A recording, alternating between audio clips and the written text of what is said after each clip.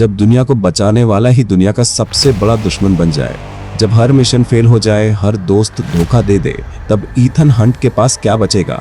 आज जानेंगे mission impossible final reckoning की पूरी सच्चाई। वीडियो बिल्कुल मत छोड़ना। मैं चाहता हूं तुम मुझ पर भरोसा करो, एक आखिरी बार।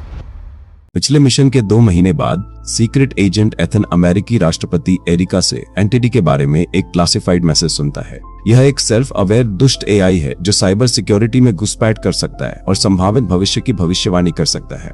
एंटिटी फिलहाल पूरी दुनिया में डिजिटल जानकारी को खराब कर रही है ताकि इंसानियत को एक दूसरे के खिलाफ किया जा सके। इसने तो इंसानों के खात्मे के पक्ष में एक कयामत वाले पंथ को भी प्रेरित किया है और उनके कट्टरपंथी सबसे महत्वपूर्ण संस्थानों में घुसपैठ कर रहे हैं। एंटिटी को रोकने के लिए उन्हें उसका सोर्स कोड ढूंढना होगा और सिर्फ गैब्रियल ही जानता है कि वह कहाँ है, लेकिन कोई नहीं जानता कि उसे कैसे ढूंढा जाए। एथन के पास एक चाबी है जो एंटिटी को खत्म कर सकती है, जिससे पूरा साइबर स्पेस खत्म हो जाएगा और दुनिया एक और युद्ध में चली जाएगी। वह छिपा हुआ है क्योंकि उसे डर है कि अगर सरकार के हाथ एंटिटी लग गई तो वे इसका इस्तेमाल दूसरे देशों के खिलाफ कर सकते हैं। एरिका एथन से टेप के खुद नष्ट होने से पहले सरेंडर करने के लिए कहती है।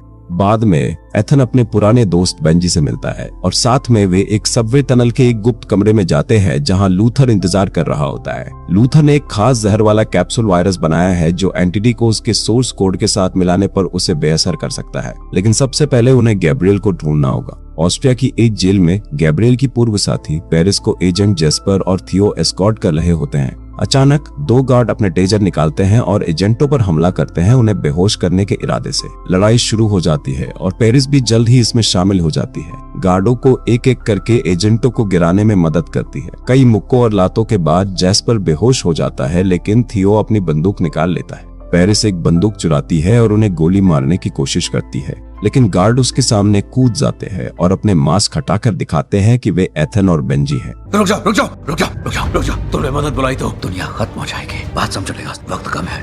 अगर हमें अरेस्ट करोगी तो उसे बचाने के लिए कोई भी जिंदा नहीं बचेगा। पेरिस को याद आता है कि एथन ने पिछले मिशन के दौरान उसे बख्श दिया था और थियो एथन की बात सुनता है जब वो बताता है कि अब कोई पक्ष नहीं है, उन्हें एक वैश्विक मामले पर मिलकर काम करना होगा। थियो उन्हें गिरफ्तार न करने के लिए सहमत हो जाता है और एथन पेरिस से पूछता है कि गैब्रियल कहाँ है। कुछ शाम बाद एथन लंदन में एक महत्वपूर्ण पार्टी में चुपके से घुस जाता है। 2 एजेंट एथन को देखते हैं और उसे गिरफ्तार करने के लिए तैयार हो जाते हैं। हालांकि ग्रेस उनसे टकरा जाती है और उनके रेडियो और बंदूकें चुरा लेती है। वह एक हथियार एथन की ओर फेंकती है और दूसरा अपने पास रखती है, इसलिए एजेंट अपना बचाव नहीं कर पाते हैं और दोनों आसानी से उन्हें बेहोश कर देते हैं।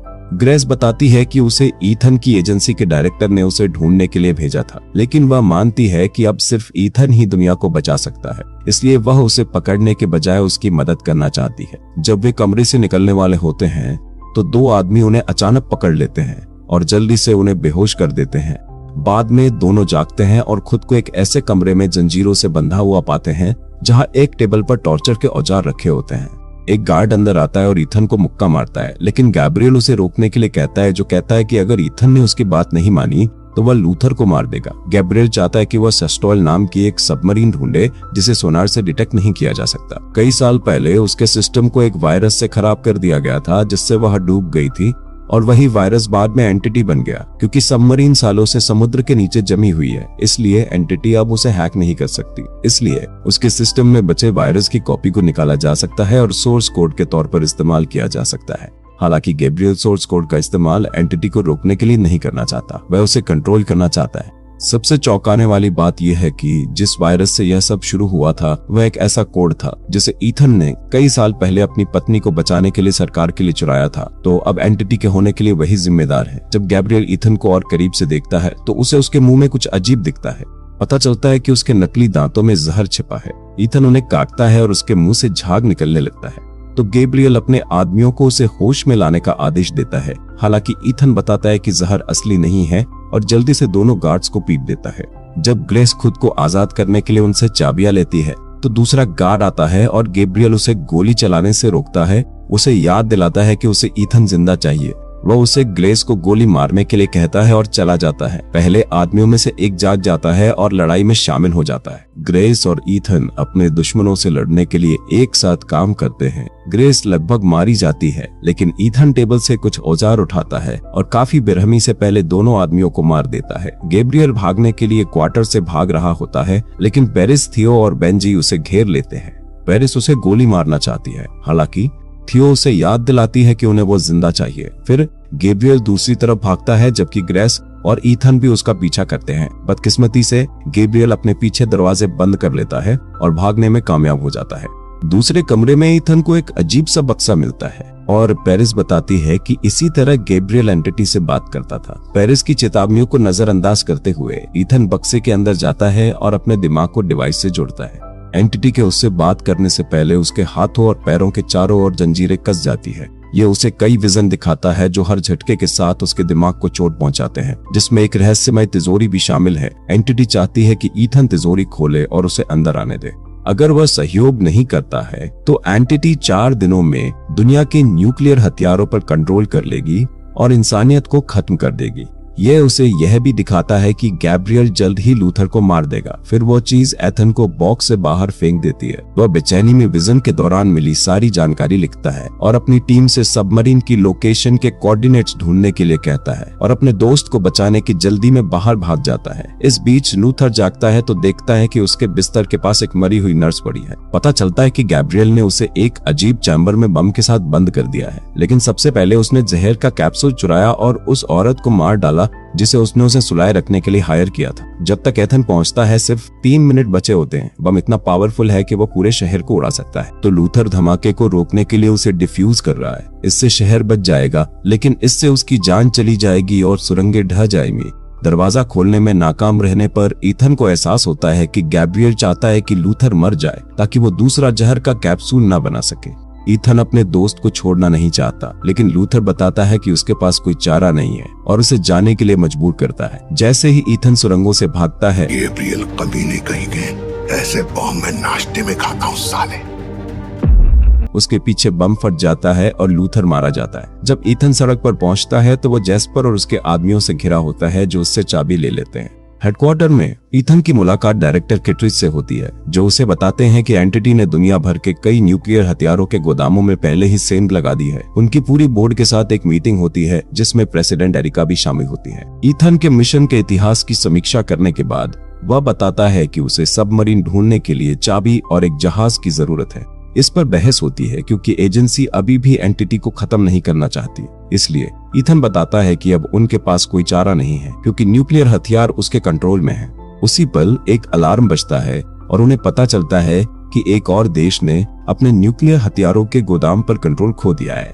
एरिका ईथन को इस समस्या को हल करने के लिए 72 घंटे देती है, नहीं तो जो भी होगा उसके लिए वो जिम्मेदार होगा। हेलीकॉप्टर से जाने से पहले उसे एक रहस्यमय लिफाफे में चाबी दी जाती है। कुछ समय बाद उत्तरी प्रशांत महासागर में एक विमान ईथन को एक कैरियर जहाज पे छोड़ देता है। वह लिफाफा एडमिरल को देता है जो उसे खोलता है तो पता चलता है कि संदेश सिर्फ एक तारीख है। एडमिरल एरिका के साथ काम कर चुकी थी और वह उस तारीख को पहचानती है जिस दिन दोनों ने किसी करीबी को खो दिया था, क्योंकि कोई भी अथॉरिटी जोखिम नहीं लेना चाहती थी। कैरियर एक मुश्किल इलाके से गुजर रहा है जिससे युद्ध शुरू हो सकता है, लेकिन एडमिरल बहुत जोखिम उठाने को तैयार हो जाती है जो उसके सीनियर्स ने नहीं उठाया था। ईथन उसे सोर्स या साउंड सर्विलांस सिस्टम के बारे में बताता है, जो पानी के नीचे बिछी हुई ध्वनिक केबलों का एक नेटवर्क है। अगर दुनिया में कहीं भी पानी के नीचे कुछ महत्वपूर्ण होता है तो सोर्स उसकी सही जगह का पता लगा सकता है। चूंकि सबमरीन के क्रू के शव इनुइट मछुआरों ने बरामद किए थे, इसलिए वे अंदाजा लगाते हैं कि जिस सोर्स स्टेशन ने दुर्घटना का पता लगाया था वह बेरिंग सागर में सेंट मैथ्यू द्वीप पर है। वहां जाने से रूस के साथ युद्ध शुरू होने का खतरा हो सकता है। यह भी बता दे कि ईथन को उसे बर्फ से बाहर निकालने के लिए ठीक उसी जगह और ठीक उसी समय अपनी टीम से मिलना होगा। एडमिरल को शक है, लेकिन उनके पास कोई बेहतर प्लान नहीं है।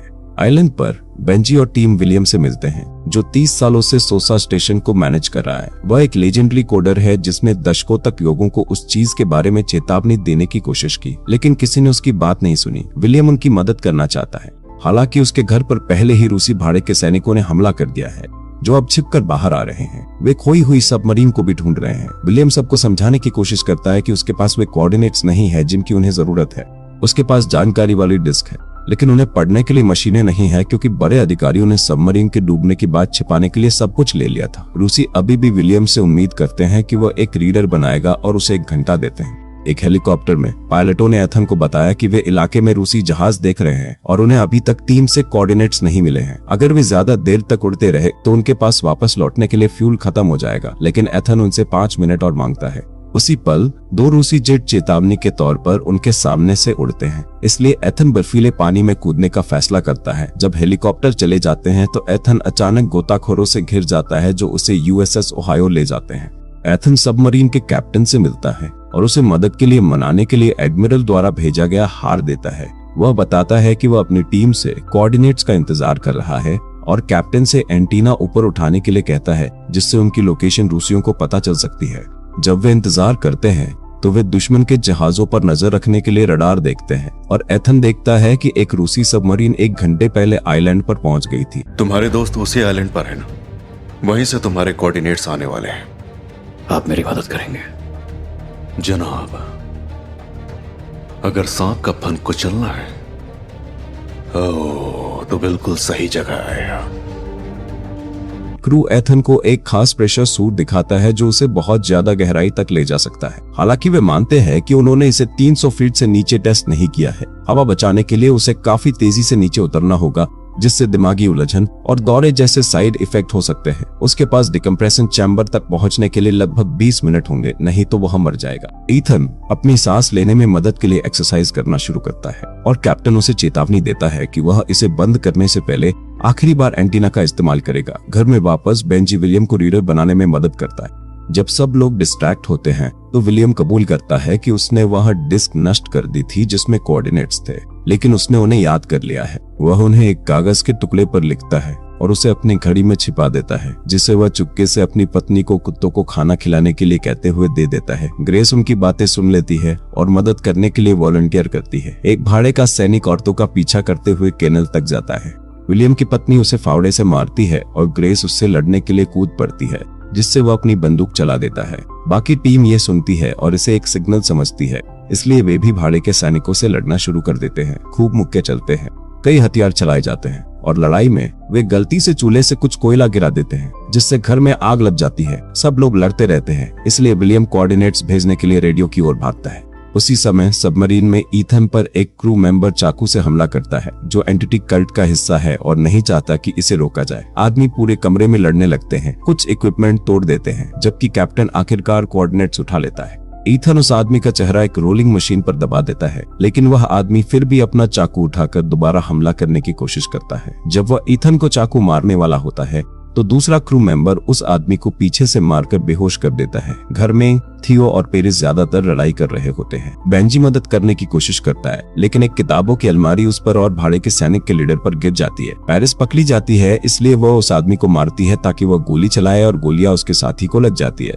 इससे थियो आजाद हो जाता है, जो बदले में पेरिस के विरोधी पर गोलियां चला देता है। जब रूसी भाड़े के सैनिकों को पता चलता है कि विलियम कोऑर्डिनेट्स भेज रहा है तो वे भागने का फैसला करते हैं और अपनी पनडुब्बी को ट्रांसमिशन लेने देते हैं। विलियम और टीम बिल्डिंग गिरने से पहले ही वहां से निकलने में कामयाब हो जाते हैं। ग्रेस विलियम की पत्नी के साथ निकल जाती है, जो उसे कुत्ते को गाइड करने के लिए स्लेज का इस्तेमाल करना सिखाती है ताकि वह सभी प्रेशर चैम्बर के उपकरण ईथन तक पहुंचा सके। पनडुब्बी में कैप्टन ईथन को बताता है कि कोऑर्डिनेट्स अफ्रीका के पास हैं। ईथन को लगता है कि यह बात समझ में नहीं आती और वह ठीक उल्टी जगह खोजता है, जो उसकी मौजूदा जगह के पास एक जगह को मार्क करती है। विलियम ने रूसियों को चकमा देने के लिए उन्हें उल्टा भेजा था। जैसे ही पनडुब्बी चलती है, वे देखते हैं कि रूसी उनका पीछा कर रहे हैं। जैसे ही पनडुब्बी कोऑर्डिनेट्स वाली जगह पर पहुंचती है, ईथन सूट पहनता है और क्रू उसे याद दिलाता है कि उसके पास यह काम पूरा करने के लिए सीमित समय है। प्रेशर में मदद के लिए ईथन के दरवाजा खोलने से पहले चैम्बर में पानी भर दिया जाता है। बाहर कूदने और जितनी जल्दी हो सके तैरना शुरू करने से पहले उसे 1 सेकंड के लिए चक्कर आता है। उसी पल रूसी पनडुब्बी दिखाई देती है और लगभग उसे टक्कर मार देती है, लेकिन ईथन उसके किनारे छिपा रहता है और बिना पकड़े गए आगे बढ़ने में कामयाब हो जाता है। कई फ्लेयर्स का इस्तेमाल करके ईथन इलाके की तलाशी लेता है जब तक उसे सेवेस्तोप नहीं मिल जाता। जब वो अंदर जाता है तो तुरंत पानी अंदर चला जाता है और वजन के कारण पनडुब्बी हिलने लगती है। ईथन पावर बहाल करने के लिए जनरेटर से एक डिवाइस कनेक्ट करता है और कई लाशें पाता है जो पनडुब्बी डूबने पर बाहर नहीं निकली थी। अगले कमरे में उसे बहुत सारे टॉर्पीडो मिलते हैं, इसलिए उसे उन्हें एक्टिवेट होने से बचाने के लिए सावधानी से चलना पड़ता है। यह जितना होना चाहिए उससे ज्यादा मुश्किल है, क्योंकि पानी भरने की वजह से पनडुब्बी लुढ़कती रहती है। आखिरकार ईथन सिस्टम चैम्बर ढूंढ लेता है और एक खास चाबी से कंप्यूटर का हैच खोलता है, जिससे वह हार्ड ड्राइव चुरा पाता है। जैसे ही वह वापस जाने लगता है, उसे एहसास होता है कि पनडुब्बी पूरी तरह से झुक गई है और किसी भी पल और गहराई में डूब जाएगी। उसे टॉर्पीडो से बचने के लिए सावधानी से तैरना पड़ता है, जो चारों ओर लुढ़कते रहते हैं। उनमें से एक दरवाजे को ब्लॉक कर देता है, इसलिए ईथन को टॉर्पीडो ट्यूब से बाहर निकलना होगा। जैसे ही वह ट्यूब की ओर तैरता है, टॉर्पीडो उसके पास लुढ़कते हैं और लगभग उसे फंसा लेते हैं, लेकिन शुक्र है कि वह कुछ संघर्ष के बाद बाहर निकल जाता है। उसे थोड़ी मेहनत करनी पड़ती है, लेकिन ईथन ट्यूब का हैच भी खोलने में कामयाब हो जाता है। हालांकि अंदर एक टॉर्पीडो है। वह अगला हैच खोलता है और उसे खाली पाता है, लेकिन जब वह उसमें से रेंगने की कोशिश करता है तो उसे पता चलता है कि उसका सूट फिट नहीं हो रहा है। ईथन के पास इसे फाड़ने के अलावा कोई चारा नहीं होता, जिससे उसकी त्वचा ठंडे पानी के संपर्क में आ जाती है। जल्द ही ट्यूब में भी पानी भरने लगता है, लेकिन ईथन हिम्मत करके बाहर निकल जाता है। ठीक सबमरीन के डूबने से पहले ईथन का हेलमेट सबमरीन के किनारे फंस जाता है, जिससे उसके पास उसे भी छोड़ने के अलावा कोई चारा नहीं बचता। सबमरीन खाई में डूब जाती है और ईथन को सिर्फ शॉर्ट्स में तैरना पड़ता है और हार्ड ड्राइव उसके गले में लटकी होती है। वह कितनी भी जोर से तैरे, ईथन सतह पर नहीं पहुंच पाता। उसका शरीर हवा की कमी और तापमान को बर्दाश्त नहीं कर पाता, इसलिए वह दर्द से सिकुड़ जाता है। उसी पल उसे ग्रेस मिलती है, जो उसे पानी से बाहर निकालती है। वह उसे सीपीआर देती है और उसे होश में लाने के लिए प्रेशर चैम्बर में डाल देती है। कुछ देर बाद प्लेन में ईथन विलियम को बताता है कि उसे एक पुराने मिशन से याद है। ईथन को लगता है कि विलियम को आर्कटिक में भेजने के लिए वह जिम्मेदार है, लेकिन विलियम शुक्रगुजार है क्योंकि इस नई नौकरी की वजह से वो अपनी पत्नी से मिल पाया। टीम एंटिटी की योजना पर चर्चा करती है और इस नतीजे पर पहुंचती है कि परमाणु हमले से पहले उसके पास छिपने की कोई जगह होनी चाहिए। विलियम को लगता है कि सबसे सुरक्षित जगह डूम्सडे वॉल्ट है, जो एक टॉप सीक्रेट पूरी तरह से shielded solar power data server है। ईथन को एहसास होता है कि यही वो जगह है जो एंटिटी ने उसे विजन में दिखाई थी और उसे लगता है कि गैब्रियल पहले से ही वहां होगा। उन्हें लूथर का जहर वाला कैप्सूल उससे वापस लेना होगा ताकि उसे सोर्स कोड के साथ मिलाया जा सके। फिर वह कॉम्बो एंटिटी को 5T ऑप्टिकल डेटा ड्राइव में घुसने के लिए मजबूर करेगा और उसे वहां कैद कर लेगा। हालांकि उन्हें एंटिटी को भागने से रोकने के लिए और साथ ही उसे परमाणु हमला करने से रोकने के लिए डेटा ड्राइव को ठीक उसी सेकंड में बाहर निकालना होगा। सबसे पहले उन्हें एंटिटी को वॉल्ट में घुसने देना होगा, इसलिए उन्हें हार्ड ड्राइव गैब्रियल को देनी होगी ताकि वह कॉम्बो बना सके और आखिरी सेकंड में उसे रोक सके। अफ्रीका में टीम कई सुरंगों को पार करती है जब तक उन्हें वॉल्ट वाला चैम्बर नहीं मिल जाता। ईथन दूसरों को छिपने के लिए कहता है और अकेला आगे बढ़ता है जब तक उसे एक परमाणु बम नहीं मिल जाता। गैब्रियल बाहर आता है और शेकी बघारता है, इसलिए ईथन उसे हार्ड ड्राइव देने के लिए बहुत परेशान होने का नाटक करता है। तभी जेस्पर बीच में आ जाता है और पीछे से बंदूक निकालकर गैब्रियल को चौंका देता है। कुछ एजेंट छिपने की जगह से बाहर आते हैं और बताते हैं कि उन्होंने टीम को भी पकड़ लिया है। गैब्रियल का असिस्टेंट भी घिरा हुआ है, इसलिए वह बम एक्टिवेट कर देता है जो 20 मिनट में फट जाएगा। किट्रिज भी आ गया है और वह जानना चाहता है कि एंटिटी को कंट्रोल करने के लिए हार्ड ड्राइव का इस्तेमाल कैसे करें। ईथन को परछाइयों में कुछ हिलता हुआ दिखता है और गैब्रियल अचानक एक ऑर्डर देता है। उसके आदमी गोलियां चलाने लगते हैं और दोनों तरफ से गोलीबारी शुरू हो जाती है। लोग जान बचाने के लिए इधर उधर भागने लगते हैं। गैब्रियल अपनी जीप की ओर भागता है और अपनी तरफ आ रही गोलियों से बचते हुए जहर का कैप्सूल लेकर गाड़ी भगा ले जाता है। ईथन उसका पीछा करने के लिए दूसरी जीप में बैठ जाता है और किटरिज और जेस्पर भी ऐसा ही करते हैं। जैसे ही गाड़ियां सुरंगों से गुजरती हैं, ईथन की जीप को धक्का लगता है और वह टकरा जाती है।